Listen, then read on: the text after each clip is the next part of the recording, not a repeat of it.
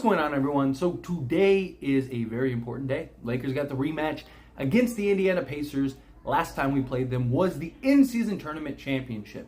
And look, the Lakers already have the blueprint, right? The Lakers know how to match up and how to beat the Indiana Pacers. Simple, right? You put LeBron James, you put Anthony Davis down on the block, and you make them match up, and you make them figure it out, and you run that inside-out game. Now, obviously, the Indiana Pacers didn't have Pascal Siakam at that time, but Pascal Siakam isn't checking Anthony Davis and LeBron James down on the block. Don't get me wrong, he can help, he can try to make things difficult, he can be the help defender, blindside defender, but overall, the Lakers should be able to dominate that matchup as they did last time. A couple other things to keep in mind on the Lakers side of things. The Lakers have been much better offensively since the last time these two met up. The Lakers have been much better shooting the three ball than when these two teams last matched up. The defense, however, is a bit of a concern, right? Because we did have our defense pieces during that time, Vanderbilt, guys like that. Now, this game could potentially turn into what is a shootout, right? And it's like, is the Lakers going to be able to get the key stops down the stretch and be able to keep this game in range, or ideally kind of create that separation to put themselves in a position to pull out as the victor? Lakers play the Indiana Pacers twice in the next 4 games. So I have talked about how the Lakers have to go 10-3, in my opinion. Get to 47 wins. 47 wins should get them bare minimum the 8th seed, because the 4 teams that are ahead of them, a lot of them play each other multiple times. Somebody's got to win those games. Somebody's got to win those matchups. And if you look at just kind of the history since the play-in tournament has been conceived, basically 45 wins to 46 wins is kind of where it's at. There have been years where it's been fewer, but that's usually a good range for like the 7th or 8th seed. If you get to 47 wins, technically you'd be, based on history, at the 6th seed, but just the way that this season is shaping up, the way that other teams have tiebreakers over the Lakers, I just don't necessarily see that being the case. But one of these teams ahead of them is going to skid to an extent. Will they skid enough to where the Lakers can overtake them? In my opinion, that is on the Lakers, right? They can't control what teams do. They can't control other teams winning or losing, right? But what they can control are their games and them winning. And if they do their job and they pull ahead and they rattle off 10 out of 13 games, like I was preaching back when we had 13 games left, then now the Lakers could be in a position to where it's like, okay, now we're there, or at least in the fight, in the hunt. Where right now, it's a little bit ways away. Now, as far as the Lakers and where they stand in the standings, so the Lakers are still the 9th seed, of course, because they've just been that all season, right? But they're 3 games back of the 7th seed in the Sacramento Kings and Dallas Mavericks, and then they are 3.5 games back of the Phoenix Suns and 5 games back of the New Orleans Pelicans. I still think the Pelicans are going to be tough to catch. Like, genuinely, I know that they just lost Brandon Ingram, but 5 games is a lot. However, you never know. Again, anything could happen. I still am banking on the Phoenix Suns having a huge skid. They're currently on a 3-game win streak, but it's their 3 easiest games by far. They play the San Antonio Spurs one more time. San Antonio's beaten them twice this year, so hopefully San Antonio can steal one of those games.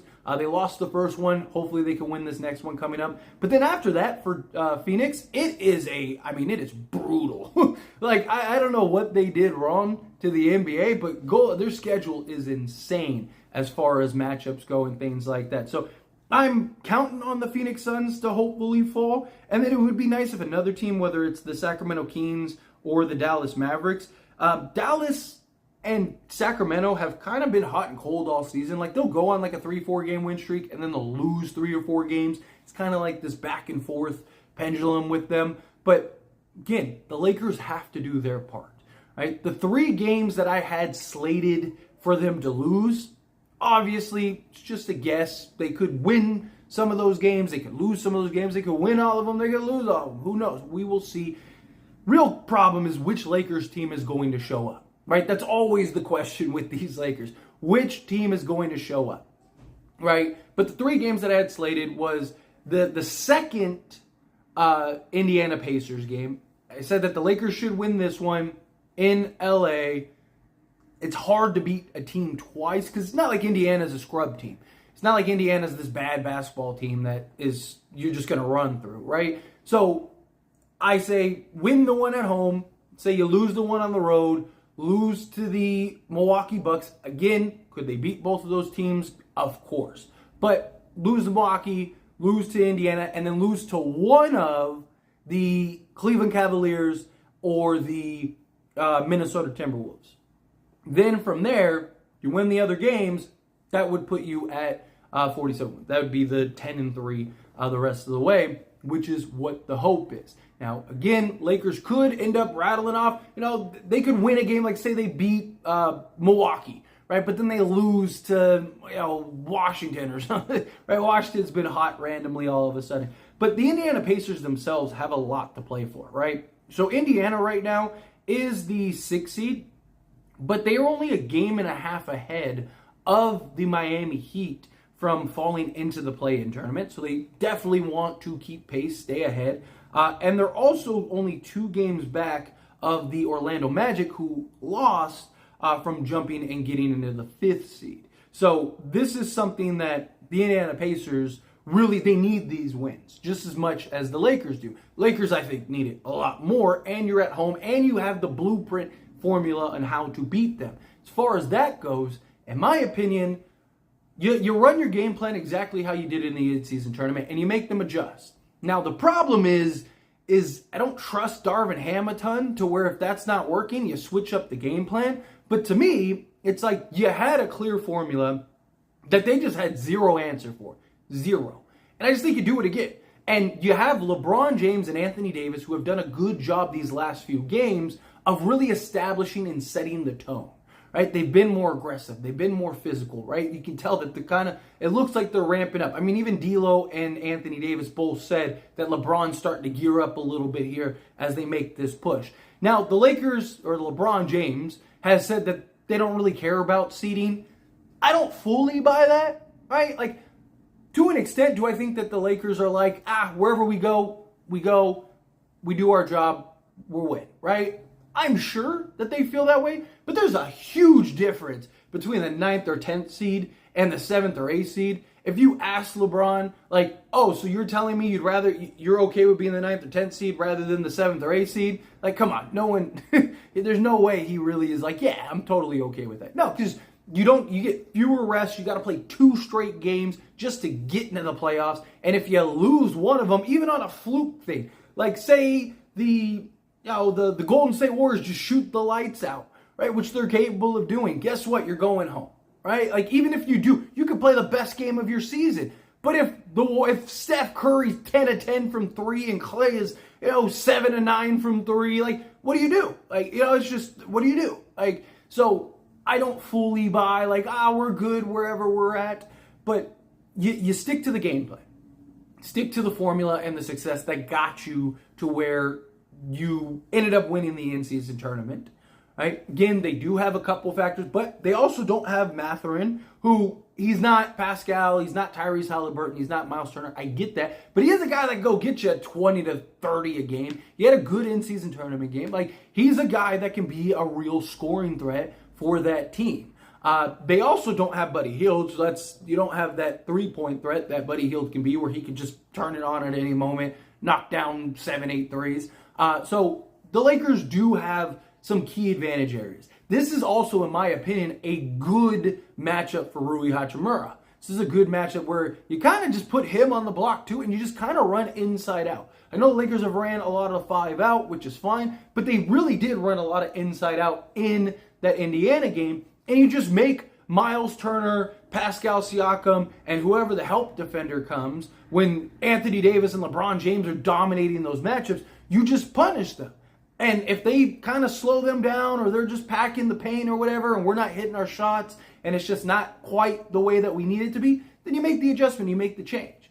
Again, don't know how confident I am in Darvin Ham making the proper changes, making the proper adjustments, but you had a clear formula that worked. Don't deviate from the plan. And then same thing, let's say you do that and you win this game. Guess what? You're right back to doing that again when you have that other matchup in the coming days. I think you just stick to the game plan, go out and get this win. Every game is an absolute must-win game. Like I said, Lakers can only afford to lose so many games. You got like 3, maybe 4 games, but 4 may be a little tough. Anything more than 4, it's like, is it possible? Of course. But you just make it harder and harder and harder on yourself. If I'm the Lakers, LeBron said himself, right? We went from there's very little margin for error to there's no margin for error. No margin for error. You had a rough first game against the Philadelphia 76ers, but guess what? You still got the win. And in the NBA, there's no style points. So it doesn't matter how you won the game, whether you won by 1 or you win by 100. It's the same result in the box score. So, perfect. All right, you got the Russ game off after the 3 days back. It was a little rough, a little shaky. A couple moments there where we as fans are like, but you got the win. You pulled it out in the fourth. Play the right way. Move the basketball. Do not turn the ball over 21 times. You do that to Indiana, this will be a blowout. Like, the Pacers are a high volume offensive team. They want to outscore you and outpace you. The defense at times is very lackluster with Indiana. I'm not saying that they can't and they haven't had good defensive stances, but they're not known for their defense. They're known for their high-octane offense, and the Lakers need to capitalize. They're going to have to keep pace offensively, but they're going to have to get stops. They're going to have to take care of the basketball. They're going to have to share the basketball. I need closer to that Atlanta game where it was 39 assists and 8 turnovers, right? 39 assists is a lot of assists. I'm not expecting them to necessarily get 39 assists, but I need somewhere 30 plus, right? And 10 or below turnovers, give or take, right? That's what we need to do. Play the right way, move the basketball, and the Lakers will win. Every time the Lakers play the right way, guess what? They win the game. Every time. It's just, again, which team shows up. But anyway, as always, this is a discussion. I pass the question on to you. Let me know your thoughts and opinions down in the comments below. What do you think? How do you feel? Do you think that the Lakers stay 2-0 against Indiana, counting the in-season tournament game? It doesn't count towards the standings and the records, but just, you still played them twice, still beat them twice. Or do you think, no, the Indiana Pacers, this is the revenge game, which they're probably going to want that revenge. Do you think that they bounce back, they get this W? What do you think of the matchup? Do you think the proper Lakers show up? What are your thoughts as far as the standings go? However you feel, whatever your thoughts are, I'd love to hear it. So let me know down in the comments below. That being said, if you haven't liked this video, hit that like button. Helps me out a lot. So when you enjoy these types of videos, and I truly appreciate it. Not subscribe to the channel, hit that subscribe button. Turn on the bell notifications. Appreciate y'all. See you in the next one. Thank you.